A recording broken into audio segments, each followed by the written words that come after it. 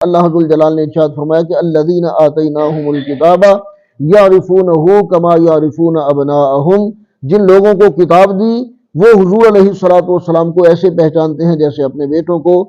الذین خسروا انفسہم فہم لا یؤمنون، اور وہ لوگ اہل کتاب میں سے وہ لوگ جنہوں نے اپنی جانوں کو خسارے میں ڈالا، اپنی جانوں کو خسارے میں ڈالا، نقصان میں ڈالا، فہم لا یؤمنون، وہ ایمان نہیں لاتے، یعنی جو ایمان نہیں لائے انہوں نے اپنے آپ کو خسارے میں ڈالا، خسارے میں مبتلا کیا۔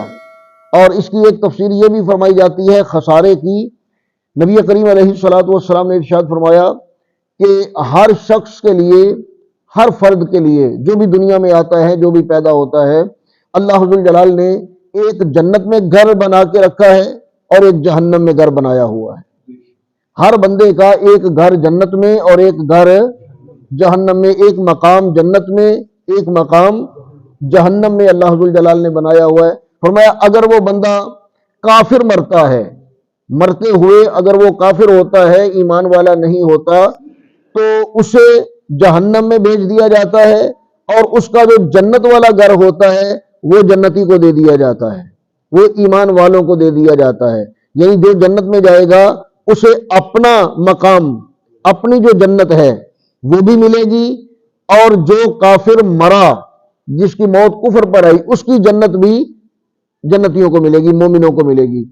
اور جب کوئی بندہ ایمان پر فوت ہوتا ہے تو اسے اپنی جنت بھی ملتی ہے اور کافروں کی جنت بھی ملتی ہے، اور جہنم میں جو اس کی جگہ ہوتی ہے، جو مقام ہوتا ہے، جو اس کے لیے جہنم تیار کیا ہوتا ہے، وہ جہنم بھی کافر کو مل جاتا ہے۔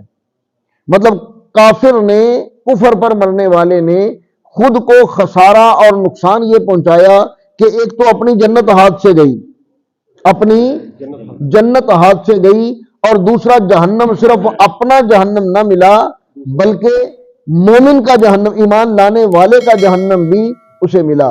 تو فرمایا جاتا ہے اس کے بارے میں کہ خسارہ سے مراد یہ ہے کہ ایک تو جنت ہاتھ سے گئی، دوسرا جہنم بھی زیادہ ملا، عذاب جہنم بھی زیادہ ہوگا۔ فَهُمْ لَا يُؤْمِنُونَ، تو وہ لوگ ایمان نہیں لائے جنہوں نے خود کو، اپنی جانوں کو خسارے میں ڈالا۔ وَمَنْ أَظْلَمُ مِمَّنِ افْتَرَىٰ عَلَى اللَّهِ كَذِبًا، اس سے بڑا ظالم کون ہوگا، اس سے زیادہ ظلم کرنے والا کون ہوگا، ممن افترا علی اللہ کذبا، جس نے اللہ ذو الجلال پر جھوٹ باندھا، جس نے اللہ تعالیٰ پر جھوٹ باندھا، او کذب بآیاتی، یا پھر اللہ تعالیٰ کی آیتوں کو جھٹلایا۔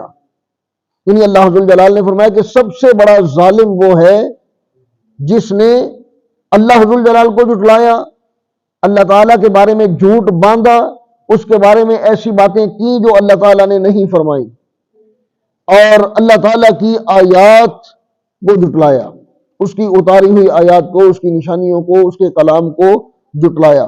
اس سے بڑا ظالم کوئی نہیں ہوگا۔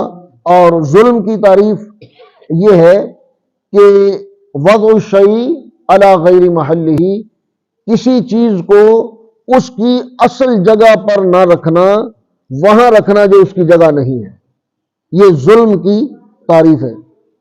تو فرمایا انہ لا یفلح الظالمون، بے شک اللہ تعالی ظلم کرنے والوں کو کامیاب نہیں ہونے دے گا۔ جو ظلم کرنے والے ہیں وہ کامیاب نہیں ہو سکتے۔